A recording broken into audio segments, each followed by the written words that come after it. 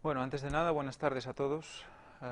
Lo que habéis venido esta tarde a escuchar esta primera conferencia, espero que de unas cuantas, en las que vamos a tratar de conocernos un poco mejor y de plasmar un poco cuál es la situación actual de la gente, de la mente de la gente. Supongo que estáis, los que vivís en ciudad, sobre todo, hoy en día estáis acostumbrados a un ritmo de vida en el que no se para casi nada. Cuando paramos es para dormir, como aquel que dice. Entonces, corren corrientes de cambio. Si la gente se está planteando realmente qué estamos haciendo, quiénes somos, por qué tenemos que estar siempre para arriba y para abajo, y realmente si la vida es esto, es agobiarse por el día a día y llegar al final de la semana que parece que han pasado 7 minutos en vez de 7 días. Entonces, ¿qué pasa? Mucha gente, muchísima gente está buscando un cambio, está buscando una transformación, pero una transformación real, un punto en el que apoyarse, porque ven que solos no pueden. Y veremos que que hay un proceso desde la situación que vemos en la parte superior de la diapositiva a la parte inferior. Ahí la gente escoge muchas salidas. Y aquí vamos a ver un poco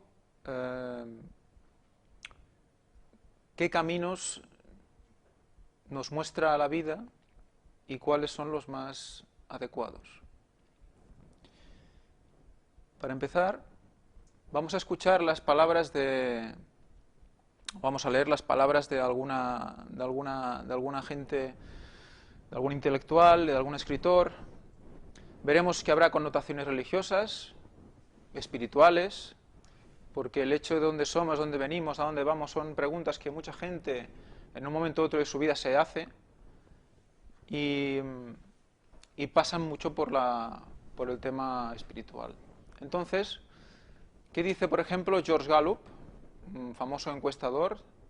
La gran mayoría de encuestas a nivel mundial son realizadas por la empresa de este señor. Dice: la espiritualidad contemporánea puede asemejarse a una bolsa de sorpresas, de experiencias al azar, que hace poco más que prometer humedecer los ojos o dar calidez al corazón. Necesitamos perspectiva para separar el alimento espiritual chatarra del saludable, la moda de lo que verdaderamente transforma. Este cúmulo de deficiencias, al parecer, pone en duda el poder transformador de las creencias religiosas. ¿Qué nos expone de entrada este señor? Nos expone que la espiritualidad hoy en día se está diluyendo o se está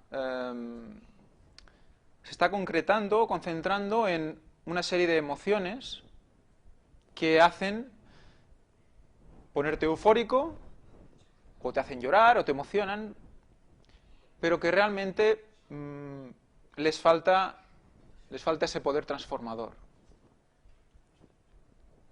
Y lo cataloga como deficiencias en comparación con las creencias religiosas. El doctor Herbert Edgar Douglas, en un libro llamado Profecías dramáticas de Ellen White, nos dice: la mayoría de la gente está espiritualmente hambrienta y encontrarán algún líder espiritual que prometa satisfacer su búsqueda de sentido. Oídos con comezón encontrarán maestros que satisfagan sus deseos. Aquí nos medio cita un texto bíblico, 2 Timoteo 4:3. Por esto, la nueva espiritualidad está cubriendo las iglesias de Estados Unidos. En este libro, este señor nos dice que en Estados Unidos, esto está escrito en 2009, hay una nueva corriente, una nueva espiritualidad que está cubriendo todas las iglesias de diferentes denominaciones, sobre todo protestantes, y que están aprovechando las ganas de oír, de escuchar, de tener respuestas de la gente para acoger adeptos. ¿Y qué pasa? Dice aquí que mucha gente acude a alguien que parece tener respuestas y se engancha, porque todo el mundo busca respuestas, aunque no lo exprese cada día en la calle. Todo el mundo se hace preguntas. John MacArthur, pastor evangélico y autor bien conocido en California, en su libro Fe Imprudente nos dice: el consenso de los evangélicos ha cambiado decididamente en las últimas décadas. Nuestro mensaje colectivo es ahora escaso en doctrina y abundante en experiencia. El pensar se considera menos importante que el sentir. Es una frase muy interesante. Si realmente no sientes aquella pasión, si no sientes aquella emoción, pues ya no vale, ya no cuenta. El amor a la sana doctrina, que siempre ha sido una característica distintiva del evangelicalismo, casi ha desaparecido. Añadan a esta mezcla una dosis de misticismo y tienen la receta para un desastre espiritual completo. Está hablando es un pastor evangélico, está hablando de su propia iglesia evangélica y está viendo cambios dentro de su iglesia, ¿no? La gente tiende a buscar lo emocional, ¿eh? Os presento un libro, es El conflicto de los siglos, lo escribió Ellen White hace, pues, 120 o 130 años. No, 120 años. Y Ellen White es una persona, una mujer especial. Escribió miles de páginas sobre cosas que habían de pasar en un futuro. Sorprendentemente acertó todas, y hay cosas que hay escrito que aún no se han cumplido y que son importantes de tener en cuenta. Esta mujer también se cita mucho en las conferencias del Gran Engaño, que podéis encontrar en la web elgranengaño.wordpress.com, y también habla de temas como el que estamos tratando en esta conferencia. ¿Qué nos dice aquí? En el capítulo 28, la verdadera conversión es esencial, nos dice: demasiado a menudo los reavivamientos populares son provocados por apelaciones a la imaginación, por la excitación de las emociones y por la gratificación del gusto por lo que es nuevo y extraordinario.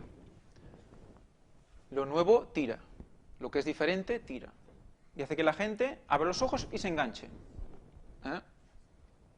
Los conversos ganados de este modo manifiestan poco deseo de escuchar la verdad bíblica, poco interés en el testimonio de los profetas y apóstoles.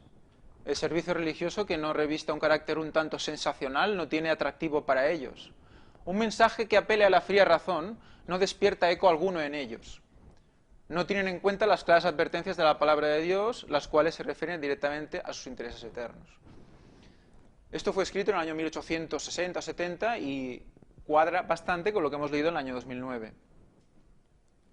¿Qué sigue diciendo? A pesar del decaimiento general de la fe y la piedad, en esas iglesias hay verdaderos seguidores de Cristo. Antes que los juicios de Dios caigan finalmente sobre la tierra, habrá entre el pueblo del Señor un avivamiento de la piedad primitiva, como no se ha visto nunca desde los tiempos apostólicos. Está preveyendo un reavivamiento, diferente de lo que sería un sensacionalismo. El Espíritu y el poder de Dios serán derramados sobre sus hijos, y en ese tiempo muchos se separarán de las iglesias en las cuales el amor por este mundo ha suplantado al amor por Dios y a su palabra. Muchos, tanto ministros como laicos, aceptarán gustosamente esas grandes verdades que Dios ha hecho proclamar en este tiempo con el fin de preparar un pueblo para la segunda venida del Señor. El enemigo de las almas desea impedir esta obra, y antes que llegue el tiempo para que se produzca tal movimiento, tratará de evitarlo introduciendo una falsa imitación. Quedaros con este concepto, falsa imitación. ¿vale? Más adelante, mucho más adelante, lo volveremos a retomar. Un poco estamos ahora entrando en antecedentes, para poder entender mejor el ciclo de conferencias. Hará parecer como que la bendición especial de Dios es derramada sobre las iglesias que puede colocar bajo su poder seductor. Allí se manifestará lo que se considerará como un gran interés por lo religioso. Se empezará, ya ha empezado ya, como hemos visto en las conferencias del Gran Engaño, los que os recomiendo que por favor las veáis. Hemos visto cómo ya se empieza a retomar el interés por lo religioso, incluso por la fase política. Multitudes se alegrarán de que Dios esté obrando maravillosamente en su favor, cuando en realidad la obra provendrá de otro espíritu. ¿Cuál? Bajo un disfraz religioso, Satanás tratará de extender su influencia sobre el mundo cristiano. Aquí Ellen White nos da el punto de vista cristiano de este tema. Edward Edgar Douglas nos vuelve a decir, dice, sin verdades absolutas ante las cuales inclinarse, todo lo que queda al mundo, todo lo que le queda al mundo hoy es una apelación a las emociones. ¿Qué pasa entonces? Si nos dejamos llevar por las emociones, si nos dejamos llevar por los impulsos, todo entra en nuestro cerebro.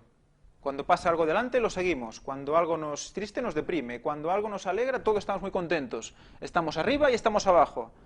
Somos parte de la marea de este mundo. ¿Vale? Somos esclavos de los sentidos y del mundo. Todo nos influye, somos engañados con facilidad. Y nos damos cuenta cuando estamos dentro. Pero, ¿cuál será entonces o cuál debe ser nuestra intención delante de todo esto? ¿Cuál debe ser nuestra actitud para no dejarnos llevar de esta manera? Pues filtrar. Apoyarnos en una verdad absoluta. Buscar entre los estímulos que perciben nuestros sentidos y retener lo bueno. O sea, esto es lo que vamos a intentar. Este esquema me gustaría que os quedara en la cabeza porque es lo que vamos... Es un esquema que en cada momento de estas conferencias nos va a recordar y nos va a hacer ver y a entender mejor todos los conceptos. Lo verde sería el estímulo adecuado y los rojos son estímulos engañadores o estímulos que nos hacen hacer cosas que no queremos. Entonces, bajo estos antecedentes, ¿cómo está la humanidad hoy? En general. Vamos a empezar por datos como el suicidio. ¿Por qué se suicida la gente? ¿Por qué empezamos por el suicidio? Quizás es demasiado fuerte empezar por el suicidio, pero los datos que vamos a ver nos van a enseñar que está cogiendo una magnitud muy, muy importante. ¿Qué nos dice este artículo de La Vanguardia del 6 de abril del 2011? Más trastornos mentales. El suicidio nueva primera causa externa de muerte en España. Los grupos de enfermedades causantes del fallecimiento que más aumentaron respecto al año 2007 fueron los trastornos mentales y del comportamiento, que subieron un 4,6% y causaron la muerte de 12.879 personas. Dentro de este grupo, el INE, que debe ser el Instituto Nacional de Estadística, destaca la incidencia de las demencias, que provocaron muerte de 11.973 personas, de las cuales el 68,2% eran mujeres. El año pasado se incrementaron asimismo las enfermedades del sistema nervioso, con un total de 17.432 defunciones, un 4,2% más que el año anterior. Dentro de este grupo destaca la enfermedad de Alzheimer, que causó 10.349 fallecimientos. El 69,64% de ellos correspondieron a mujeres. Iros quedando con las enfermedades que van saliendo, todas dirigidas al sistema nervioso. Nuestro sistema nervioso está empezando a notar efectos. Los hombres se suicidan, las mujeres lo intentan. Bueno, es un artículo que nos habla de, en función de los sexos, quién consigue más suicidios y quién no. En el mundo se suicidan cada día unas 2.700 personas y lo intentan otras 54.000. Al menos esas son las estimaciones de la Organización Mundial de la Salud, a partir de las cifras oficiales recogidas en los 5 continentes y que no incluyen África ni algunos países asiáticos. O sea que esta cantidad podría variar bastante. Lo que nadie discute es que el suicidio es la primera causa de muerte violenta y que esas cifras superan a la suma de las víctimas mortales de todas las guerras. O sea que, ¿cómo estamos? ¿Cómo están nuestras mentes? ¿Qué está pasando? Y los homicidios que se producen en el planeta, o sea, la suma de los mortales de todas las guerras y los homicidios que se producen en el planeta. Se trata de un fenómeno que aumenta año tras año y ese motivo ha llevado a la OMS a estimar que en 2020 habrá aumentado un 50%,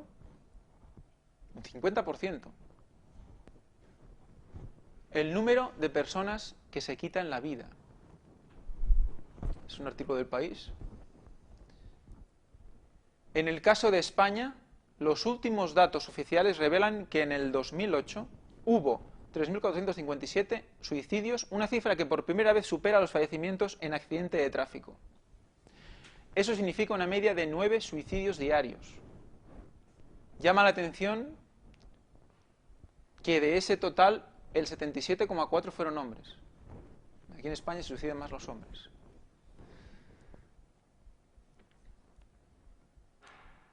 Aquí sigue el artículo y nos va hablando que hablan diferentes psiquiatras. En este caso, este psiquiatra ha tratado a centenares de personas con tendencias suicidas durante su carrera profesional y también ha asistido al entierro de muchos de ellos. Son personas profundamente desgraciadas porque su único pensamiento esencial es la muerte. Fijaros, ¿qué hace que una persona piense constantemente en la muerte? ¿Vale? Evidentemente hay muchos factores, habrá factores genéticos, etcétera, pero el hecho de que aumente cada año, se tengan previsiones de aumente el 50% en 10 años, es porque hay algo más que la genética. Las ganas que tienen de morirse son inversamente proporcionales a la felicidad que sienten. Cuanto más felices, menos ganas de morir, evidente. Por eso añade, cuando esos pacientes acuden a su consulta y los encuentra animados, Tejedor, que es la psiquiatra, constata que tienen muchas ganas de seguir viviendo.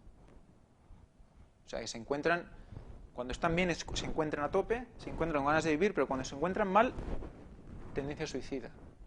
El suicidio es una pérdida inútil, es el reconocimiento del fracaso de toda la sociedad, del sistema médico, laboral, el entorno familiar.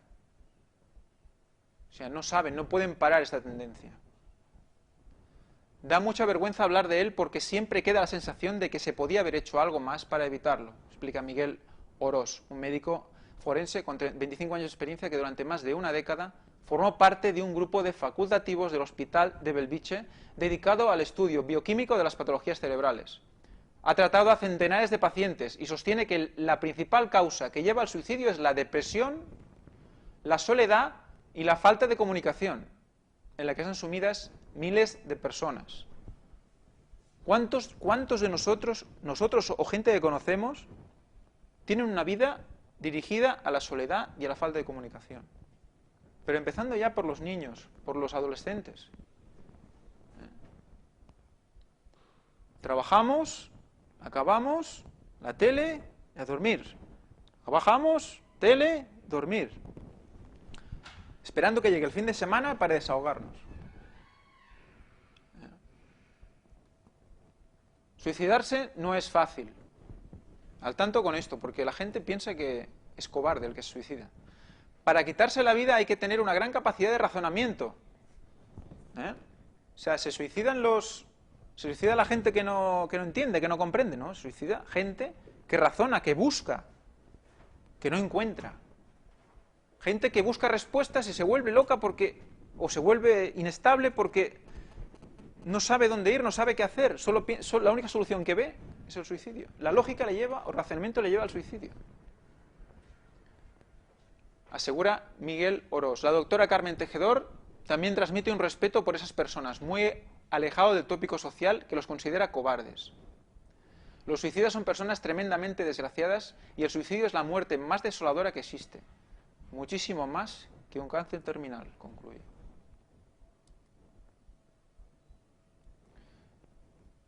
Uno de cada 4 suicidios que se producen en el mundo lo protagonizan menores de 25 años. Los jóvenes, el 25% de los suicidios es de los jóvenes, menores de 25 años. ¿Qué están aprendiendo? ¿Qué legado les estamos dando? ¿Qué está pasando para que uno de cada 4 se suiciden o intenten suicidarse. Perdón, de los suicidios 1 de cada 4 es de menores, no que de cada 4 jóvenes se suiciden, sino que de los suicidios 1 de cada 4 suicidios de jóvenes. Me cuesta mucho más entender que un chaval de 15 años se quite la vida por un desengaño amoroso que no un anciano que vive solo, explica Jiménez. Aunque la doctora Tejedor recuerda que las tormentas emocionales en la adolescencia son mucho peores que las de la vejez, porque además existe mayor consumo de sustancias tóxicas. ¿Qué joven de hoy en día no ha probado sustancias tóxicas de algún tipo? ¿Legales o ilegales? Lo que rechaza de plano la psiquiatra es ese manto de silencio de los medios con el tema. Nadie se cree eso del efecto llamada. Decir que no se habla para no provocar más víctimas no tiene sentido, asegura. ¿Cuántos de vosotros conocíais estos datos? A mí me sorprendieron, yo no conocía estos datos. No se habla en los medios de comunicación, porque creen que si se habla de esto la gente tiende a suicidarse más. Cuando yo creo que entendiéndolo...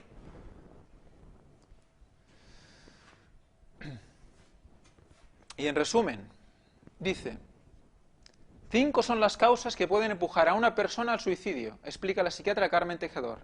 La más frecuente es sufrir un trastorno mental por depresión, esquizofrenia o adicción a las drogas.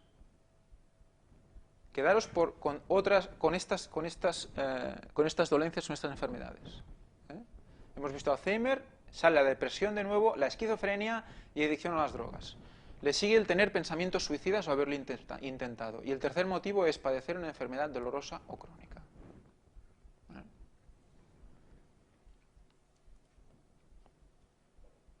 ¿Qué tenemos aquí? La sacerdotisa de la felicidad se suicida. Es un artículo curioso, porque es una persona muy famosa en Corea, creo que es, tú lo lees mejor, Corea del Sur creo que es. Ajá. Muy famosa en Corea del Sur, conocida por sus libros sobre la felicidad y la esperanza. Fue encontrada muerta el viernes junto a su esposo en la habitación de un motel. Una carta divulgada por la policía, la escritora asegura que algo iba mal en su cuerpo en los últimos 2 años y decide suicidarse.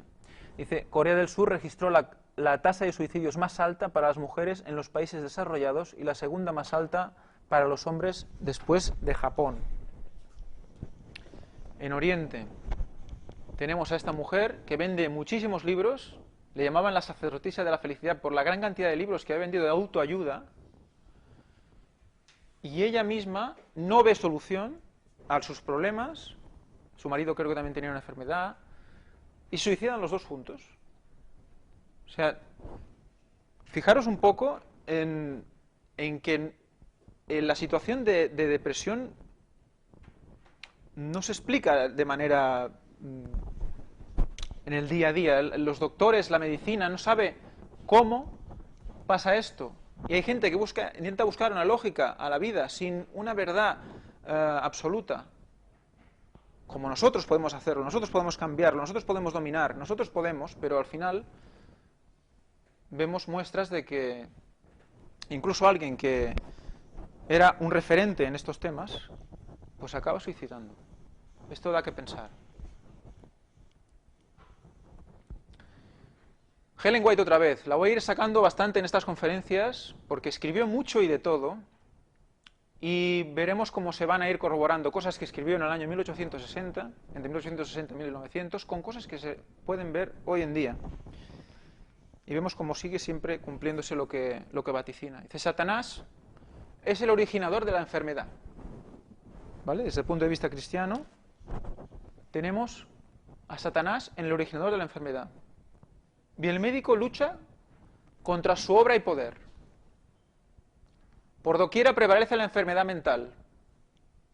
Esto es el año 1860. El 90% de las enfermedades que sufren los hombres tienen su fundamento en esto. El 90%, 9 de cada 10. Luego veremos si esto se cumple hoy en día. Puede ser que alguna aguda dificultad del hogar esté royendo como un cáncer el alma y debilitando las fuerzas vitales. Nos introduce el concepto de las fuerzas vitales.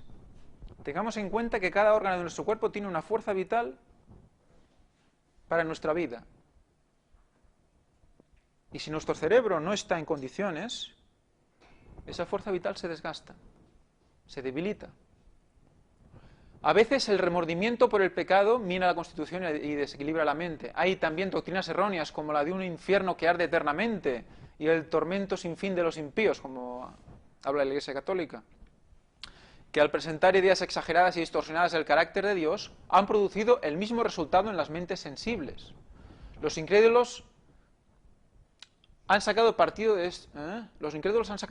estos casos desgraciados para atribuir la locura a la religión. Pero esta es una grosera calumnia y no les agradará tener que enfrentarla algún día. Lejos de ser causa de locura, la religión de Cristo es uno de los remedios más eficaces, porque es un calmante poderoso para los nervios. Aquí ya nos está dando pistas de una posible solución. Muy íntima es la relación entre la mente y el cuerpo. Sigue hablando Ellen White en el libro Consejos sobre la Salud. Cuando una está afectada, el otro simpatiza con ella. La condición de la mente influye en la salud mucho más de lo que generalmente se cree. Muchas enfermedades son el resultado de la depresión mental. ¿Recordáis depresión? La hemos visto antes. Las penas, la ansiedad, el descontento, remordimiento, sentimiento de culpabilidad y desconfianza menoscaban las fuerzas vitales y llevan al decaimiento y a la muerte. Algunas veces la imaginación produce la enfermedad. Esto es muy fuerte, ¿eh? La imaginación. Me duele la pierna. ¡Ah! Seguro que esto debe ser un cáncer de huesos, fijo, porque esto lo he visto yo y entonces ¿qué pasa? Empiezas a mentalmente prepararte para un cáncer de huesos y no, quizás es simplemente un dolor, ¿no? ¿Qué va a pasar? Es frecuente que la agrave esta imaginación, la enfermedad. Muchos hay que llevan vida de inválidos cuando podrían estar sanos si pensaran que lo están. Muchos se imaginan que la menor exposición del cuerpo les causará alguna enfermedad y efectivamente el mal sobreviene porque se le espera. ¿Vale? La gente, en un mundo lleno de riesgos, de inseguridad, cualquier cosa que le sucede es una montaña. Y siempre estamos pensando, a ver, por si pasa esto, por si pasa lo otro, no voy a tomar esto por si pasa aquello, por si pasa lo otro, me voy a proteger para esto, para lo otro. Y cuando se le espera, sobreviene. Muchos mueren de enfermedades cuya causa es puramente imaginaria. 1860. ¿Y qué nos dice este libro escrito en 1982 al respecto? Un libro que recomiendo a mucha gente, bueno, lo recomiendo a todos, pero es un libro que es difícil de encontrar, solo en bibliotecas especializadas y creo que ya no está descatalogado. Fuerzas superiores que actúan en la vida humana. Fernando Chaik, 1982, doctor en Filosofía y Letras por la Universidad Nacional de Buenos Aires. ¿Qué nos dice en 1982? Vivimos en un mundo enfermo. Es cada día mayor la cantidad de dolencias de todo orden que aflige a los hombres.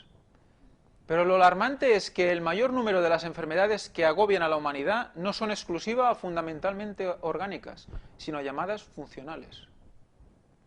Es decir, aquellas que no reconocen como causa ninguna lesión comprobable, sino que responden básicamente a los problemas internos del alma o a las tensiones de la vida moderna. O sea, no somos conscientes de lo que nuestra manera de vivir, de cómo repercute esto en nuestra mente y nuestro cuerpo. No somos conscientes. Y nos damos más caña. Nos tomamos un café y seguimos. No hace falta dormir. Los hombres soportan un peso de dolor y ansiedad que se traduce en las más diversas y raras manifestaciones patológicas.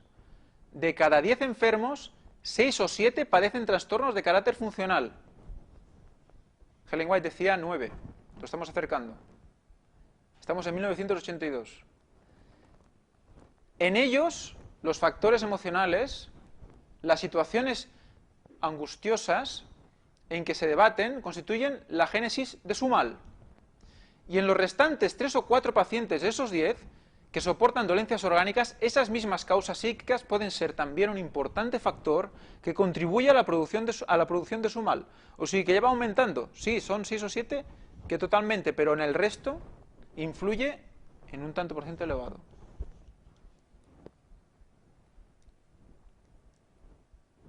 ¿Cómo sigue? Si quisiéramos poner un ejemplo de todas las manifestaciones somáticas debidas a factores psíquicos, acá era el doctor Spiteri, podríamos escribir un grueso volumen, pues se da la cifra del 70% de enfermedades en las que hay participación, gran participación psíquica.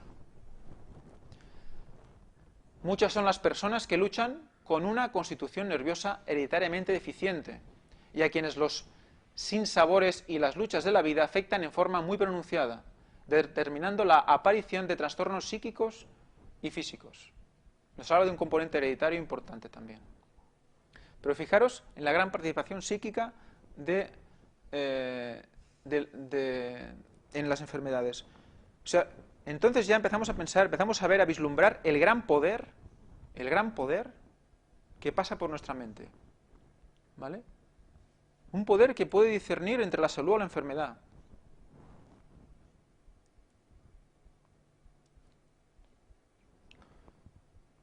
Cualquier clase de frustración mantenida, comenta el autor ya mencionado, Spiteri, puede dar origen a síntomas somáticos, y no solo las frustraciones, sino todo tipo de conflictos no solucionados. Una cosa que tienes en tu cabeza con alguien y no la solucionas, y sabes que te va comiendo, cada vez que lo ves te acuerdas, cada vez que lo ves te acuerdas, eso te va comiendo. Puede producir localizaciones corporales, se puede somatizar en una parte de tu cuerpo. Esas localizaciones abarcan la más amplia gama de los trastornos físicos, desde los más leves hasta los más serios y rebeldes.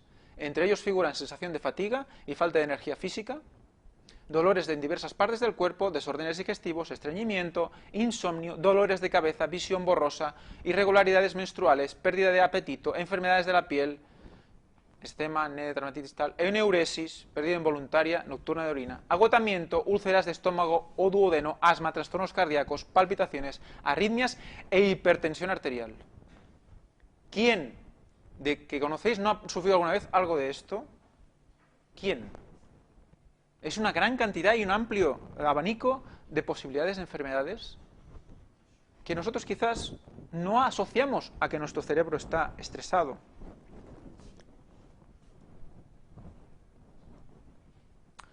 El cuadro de la salud psíquica y mental del mundo, en el 82. Pero esta época nuestra, de características tan peculiares, ofrece además otra particularidad. No solo las enfermedades somáticas aumentan día a día, como síntoma inequívoco del desasosiego y la zozobra del hombre, sino que la modalidad más trágica de los desajustes orgánicos es, a saber, las enfermedades mentales. Afligen a una alarmante proporción de la humanidad, particularmente en los ambientes más evolucionados. ¿Vale? En la sociedad más industrializada, en la sociedad más moderna, tenemos más comodidades, tenemos más facilidades, pero también más trastornos mentales. ¿Qué pasa? ¿Qué estamos haciendo?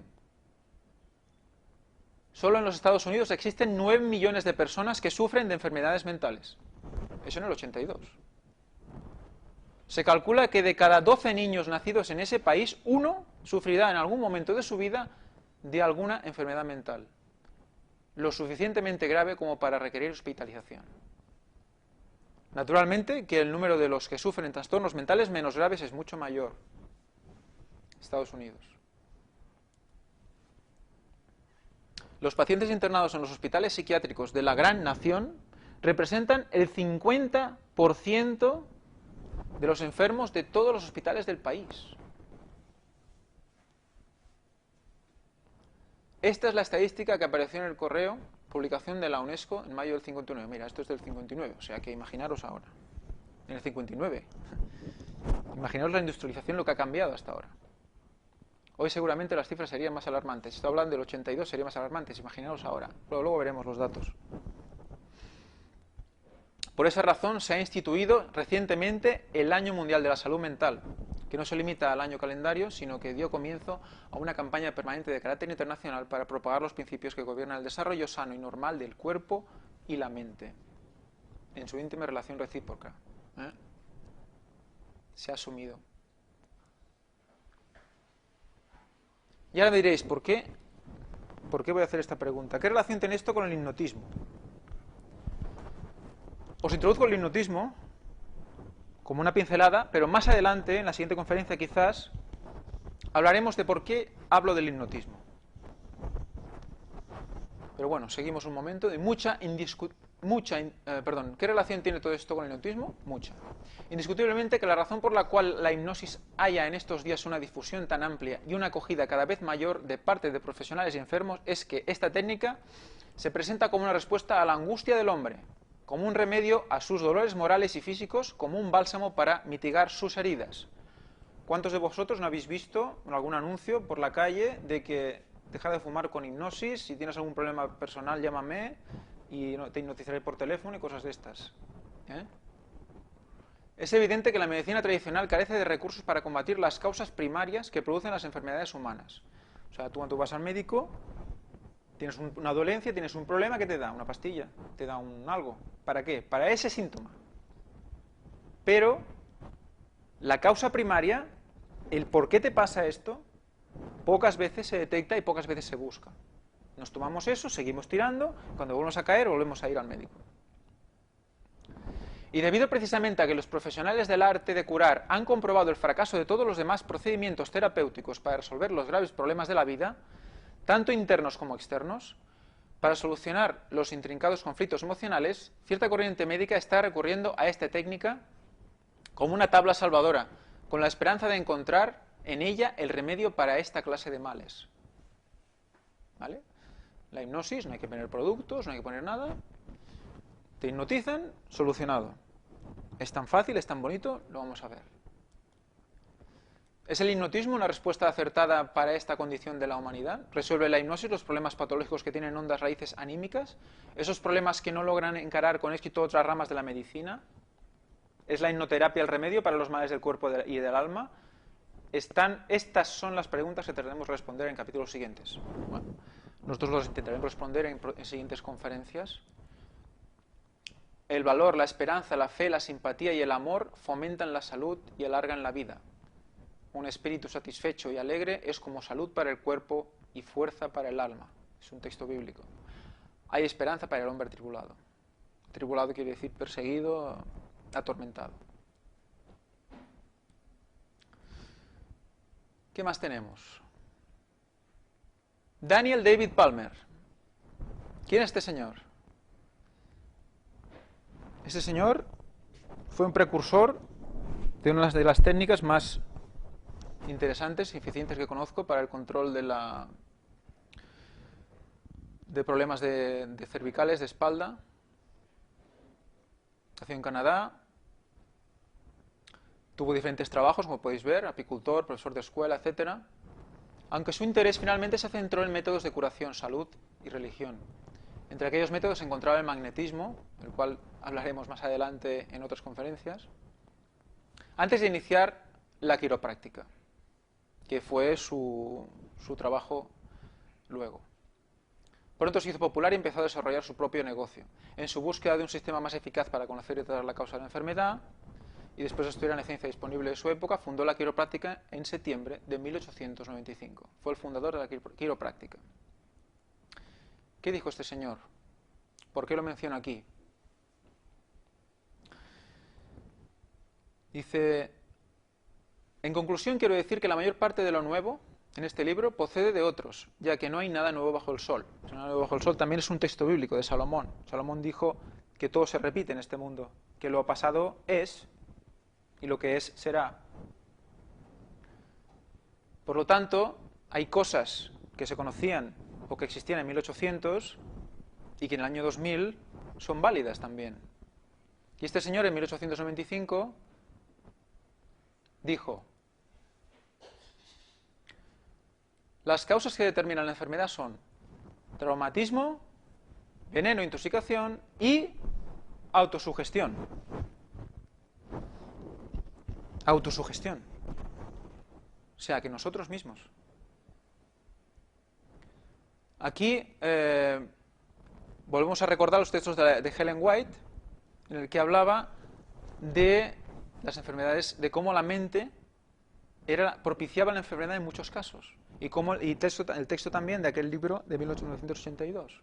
Y este señor, estudioso, precursor de la quiropráctica, llega a esta conclusión también.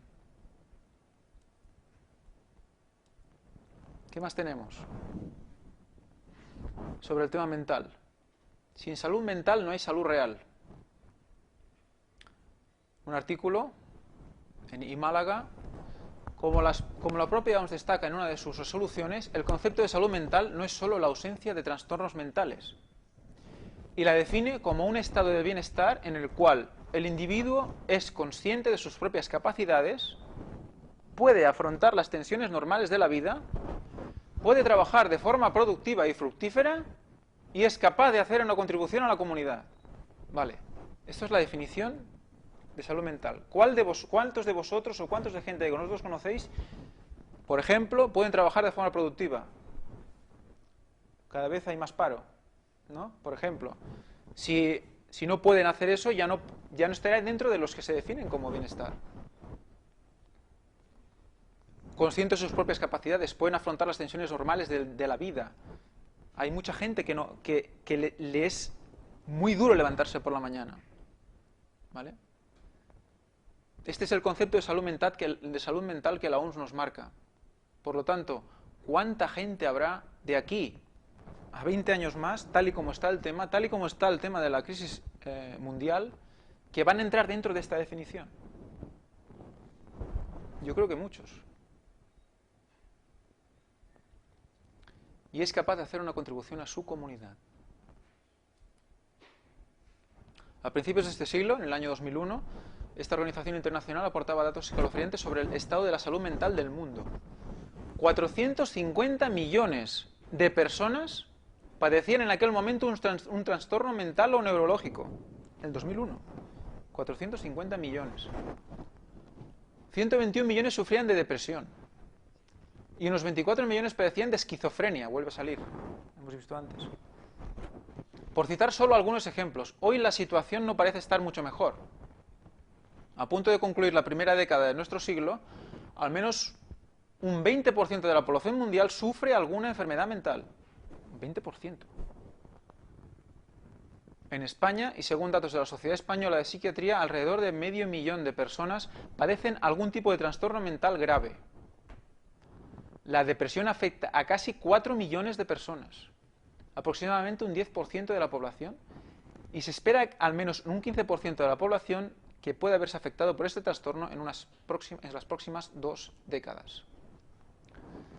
La salud mental sigue siendo, a pesar de los avances de todo tipo realizados en el tratamiento de las enfermedades mentales, uno de los eslabones débiles de la cadena asistencial a nivel internacional. No saben cómo afrontar esto. Otro artículo.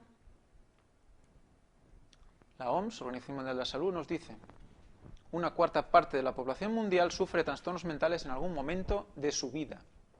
Se calcula que una cuarta parte de la población mundial sufre trastornos mentales en algún momento de su vida. Los pacientes con trastornos mentales, neurológicos o por consumo de sustancias suelen ser estigmatizados, desatendidos y sometidos a abusos.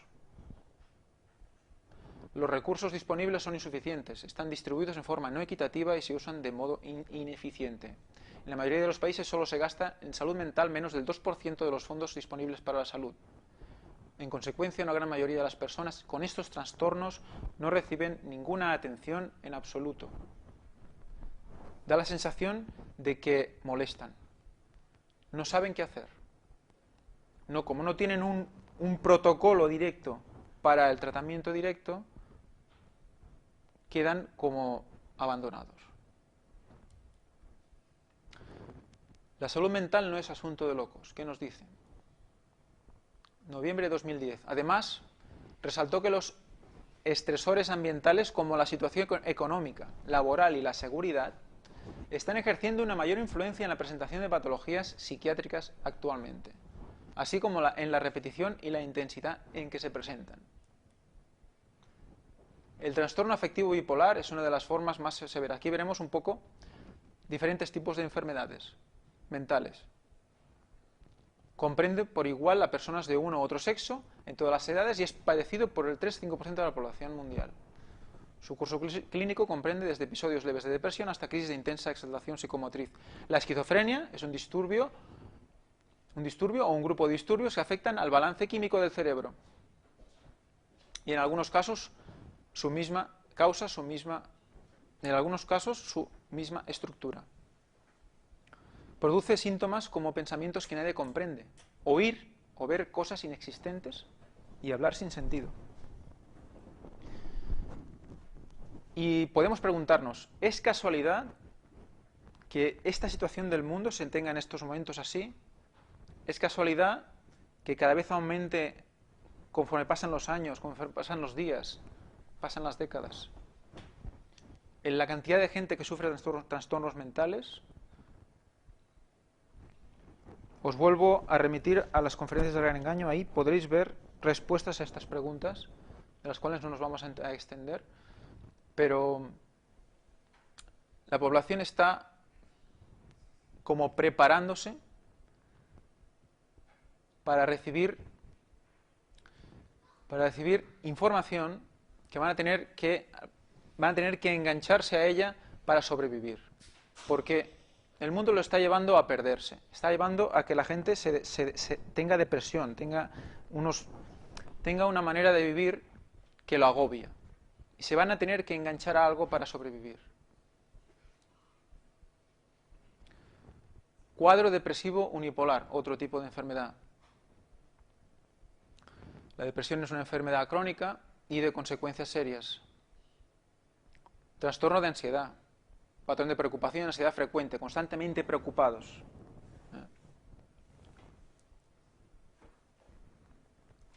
Otra previsión de aumento de las enfermedades mentales y neurológicas de la OMS. Las enfermedades mentales y neurológicas serán la lacra del siglo XXI. Ellos mismos ya están poniéndonos en situación. En el siglo XXI va a ser el tema a abordar. Desde la depresión al Alzheimer, este tipo de dolencias que ya afectan alrededor de 400 millones de personas en todo el mundo van a seguir aumentando en las próximas 2 décadas. Bueno, si ya lo hemos leído. El doctor Sarraceno, director del Departamento de Salud Mental de la Agencia de Salud de la Organización de Naciones Unidas, ha declarado que las enfermedades mentales y neurológicas son un problema que afecta a todo el mundo. Todos estamos expuestos. También ha destacado que, según los expertos de la OMS, la depresión, que actualmente es la quinta causa de discapacidad, será la segunda en 20 años. Y tan solo tendrá por delante a la enfermedad coronaria. La segunda en 20 años. También ha señalado que anualmente se producen en el mundo 10 millones de intentos de suicidio, de los que 1 millón se llevan a término. Bueno, el suicidio hemos visto antes. El director del Departamento de Salud Mental ha aclarado también que se espera que el número de afectados por Alzheimer aumente, según la población mundial va viviendo más.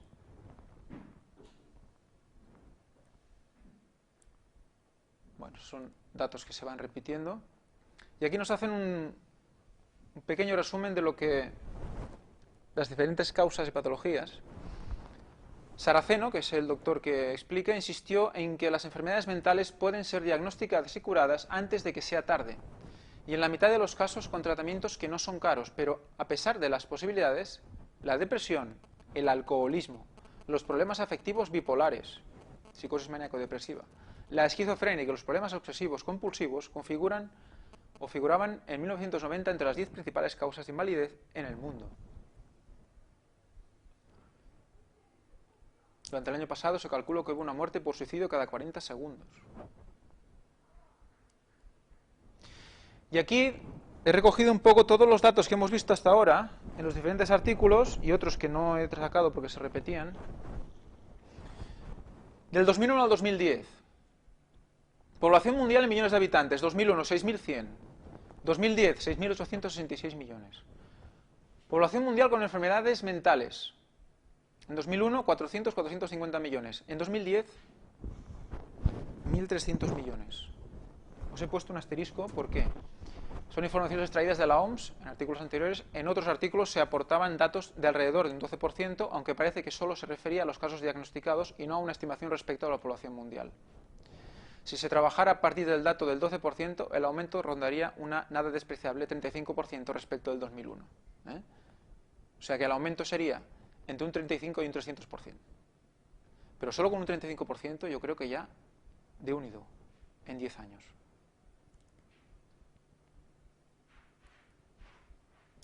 Y para acabar, una declaración del Gobierno Federal de México, que nos dice: en México, de acuerdo con la encuesta nacional de epidemiología psiquiátrica, el 28,6% de la población presentó algún tipo de trastorno mental alguna vez en su vida. Ya nos estamos acercando. 16 de octubre del 2010. Y esto es noticia extraída hace poco, el 1 de marzo del 2011, en el que habla de los jóvenes. Concretamente los jóvenes. Un 20% de los adolescentes a nivel mundial tiene algún problema de salud mental o de comportamiento, según el informe anual Estado Mundial de la Infancia de UNICEF, presentado este viernes. La directora de sensibilización de UNICEF España, Marta Arias, ha explicado que esta afección ha aumentado en los últimos 20 años debido a las rupturas en la estructura familiar y al aumento del desempleo, entre otros. Además, el problema de salud mental más frecuente es la depresión. Volvemos a la depresión. ¿Por qué cae la depresión? ¿Por qué tanta depresión? Recordamos el esquema que hemos visto antes de las dos cabezas, que una le entraba todo y la otra filtraba. Pues recibiendo tanta información, recibiendo tantos impulsos, tantas tendencias, no sabemos qué hacer. Además, fumar, consumir drogas y bebidas alcohólicas son riesgos para la salud de los adolescentes, que cada vez tienen más fuerza. Asimismo, la obesidad es una preocupación creciente en los países industrializados y mundo en desarrollo. Bueno. Artículo de La Vanguardia en la contra.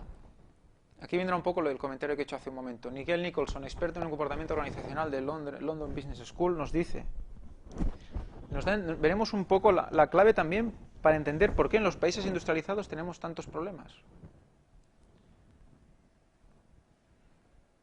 No son elecciones menores. Si nacías pobre o rico, blanco o negro, o hombre o mujer, tus elecciones estaban limitadas desde la cuna. O sea, antes cuando nacías, si eras una mujer, hace 50, 60, 80 años, sabías que te ibas a crecer, te iban a enseñar a cocinar, a coser, te ibas a casar, a tener hijos, etc. Estaba claro, no había dudas. Hoy cada vez están más abiertas para todos. El progreso es el ensanchamiento de nuestra capacidad de elegir. Interesante definición de progreso. Podemos elegir, tenemos muchas cosas para elegir. Y parece irrenunciable, dice el encuestador. Sí, lo es. Por eso las enfermedades mentales se han disparado. Y por eso también es más difícil cada vez dirigir en política y en la empresa. ¿Por qué? Porque como tenemos tanta capacidad de elegir, ya no somos parte de la tribu, sino que hemos convertido el mundo en un mero escenario para que nuestro yo, lo único que creemos importante, se realice. ¿Qué le importa a la gente? Yo tengo que subir, yo tengo que comer, yo tengo que trabajar, yo tengo que ganar dinero, yo tengo que. ¿Cómo? Con muchas cosas que tengo delante, elegirlas, yo tengo que elegir, yo. Apoyarse en el yo como única solución para los problemas nos lleva a esto. De ahí que, y esa es mi especialidad, el cinismo, la pasividad sean las actitudes habituales en las organizaciones humanas de nuestros días, empezando por los líderes. Hoy los directivos llegan a las empresas no para concebir y realizar los mejores planes para el grupo, sino para que el grupo se convierta en el escenario donde ellos realizarán sus propios planes. El resto de la empresa son adversarios, aliados o irrelevantes. Entra una persona a trabajar y lo que le interesa es que para ella estar bien, los de su alrededor hagan lo necesario para que ella esté bien. He intentado definir el proceso como descentralización o disgregación grupal. Hemos perdido capacidad de pensarnos y sentirnos en comunidad. Y esto hace muy difícil liderarla. Hoy cada uno tiene un plan y solo está satisfecho si lo cumple. Nos ponemos una meta nos ponemos unas pretensiones, queremos llegar a cierto punto en nuestra vida, queremos ser el director de tal, queremos ser tener el empresario tal, y no lo conseguimos. ¿Y qué pasa? Entramos en una frustración. Y en algunos casos, ¿qué lleva esta frustración? Pues a una depresión y a otros problemas mentales.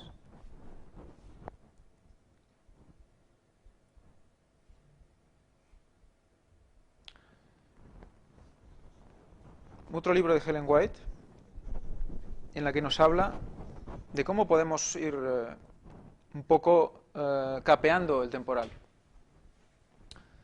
Se debe combinar la cultura moral con la intelectual y la física, a fin de tener hombres y mujeres bien desarrollados y equilibrados.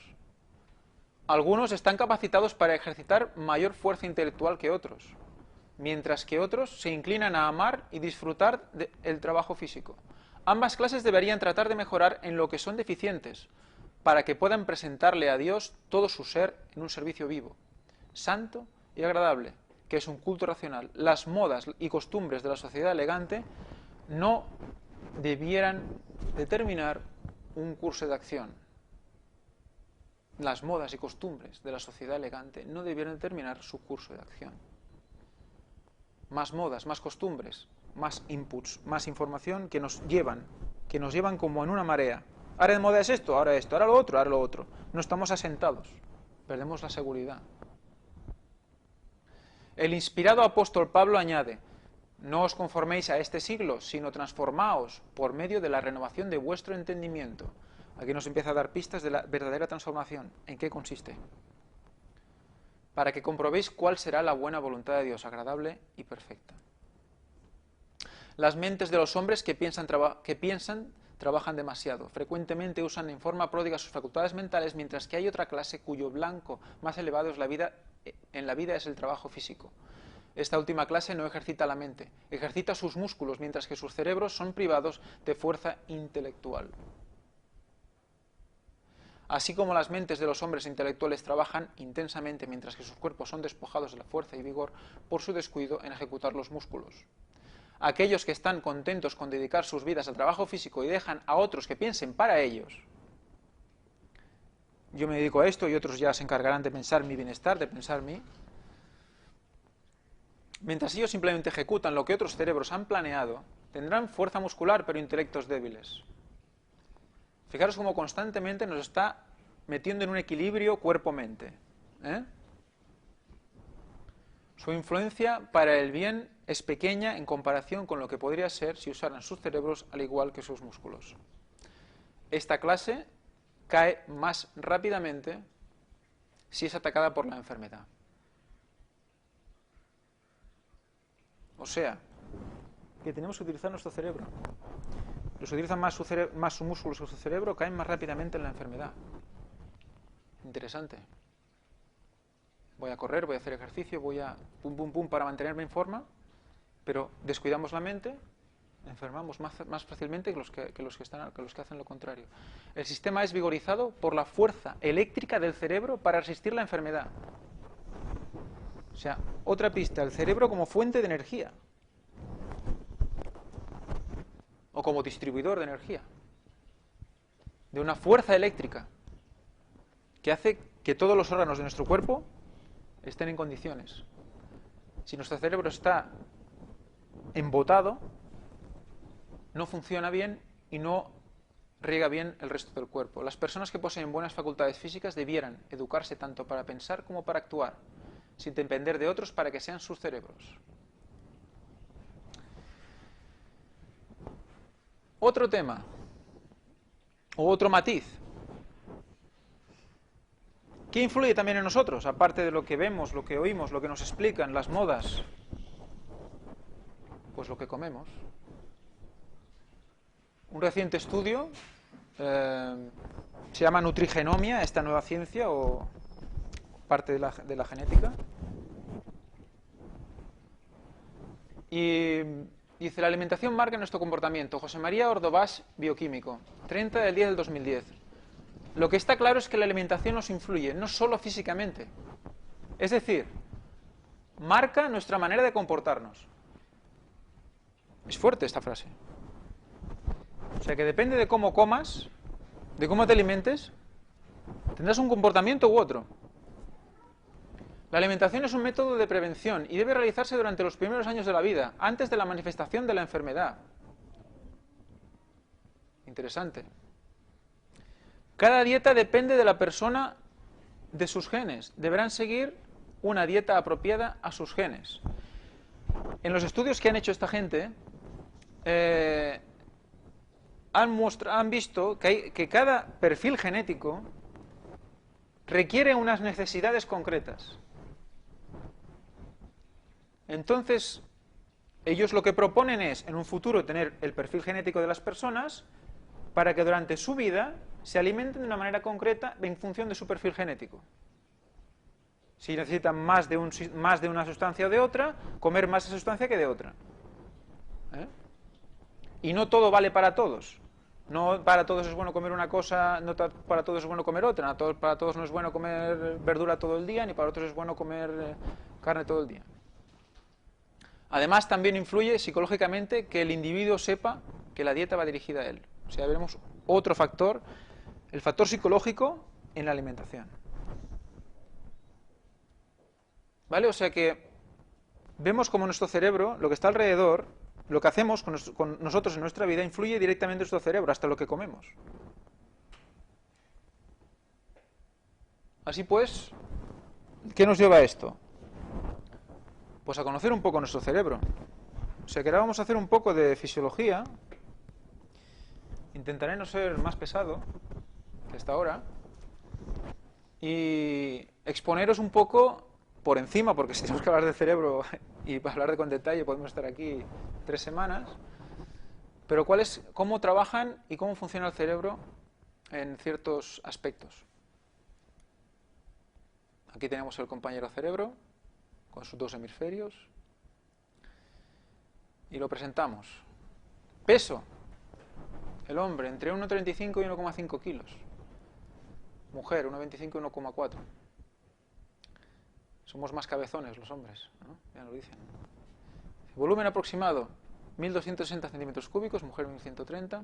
Tamaño 3 veces mayor que de cualquier mamífero de igual masa corporal. O sea que en proporción tenemos el cerebro 3 veces mayor. ¿Qué funciones hace el cerebro? Pues imaginaros, centro de control del sistema nervioso, coordinador de todas las funciones corporales, tanto de las acciones voluntarias como de los procesos involuntarios e inconscientes, o inconscientes, hay un error aquí. Coordina la secreción de hormonas, centro de la memoria, almacén de sentidos y sensaciones, o sea, se nos guardan. Alberga la inteligencia, la voluntad, la moral y la espiritualidad. Se le atribuyen poderes sugestivos y telepáticos, influenciable por las emociones, en relación estrecha con el cuerpo y su salud, gestor del lenguaje, la intuición y el razonamiento, y un largo etcétera, constituyendo su funcionamiento aún hoy en día, un misterio para los científicos en muchas de las áreas de estudio. Aún no se conoce, ni mucho menos, todo lo que el cerebro guarda en su interior. Las mediciones de densidad neuronal por unidad de volumen hacen suponer que en un cerebro humano, cuya capacidad oscila entre los 1.100 y los 1.500 centímetros cúbicos, pueden contener un orden de unos 100.000 millones de neuronas. Es una pasada. Cada una de las cuales se interconecta con otras con un número de sinapsis. Sinapsis es la unión entre neuronas en el momento de pasar la información, que va de varios centenares a más de 20.000. Cada neurona.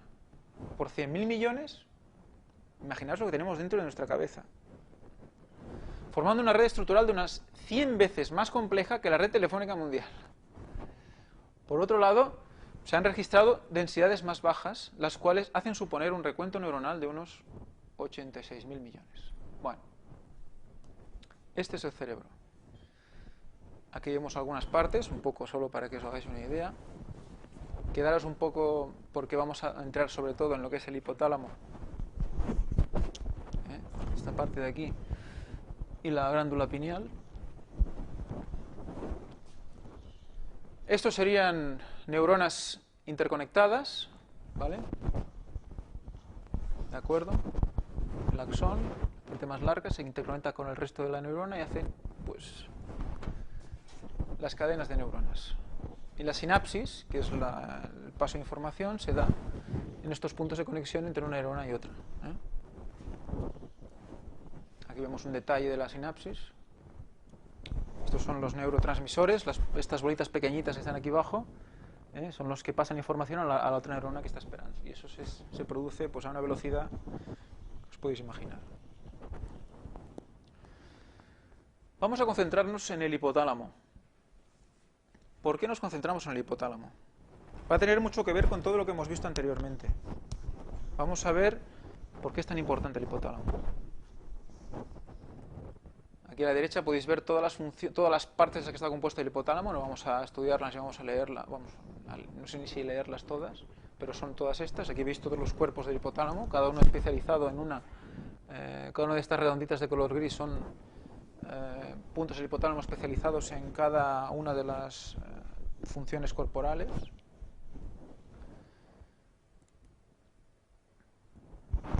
Aquí volvemos a verlo. Los puntitos de esas bolas de color rosa a mano derecha, abajo, son los puntos del hipotálamo. Entonces, resumiendo, ¿cuáles son las actuaciones? Actúa sobre las emociones, ¿vale?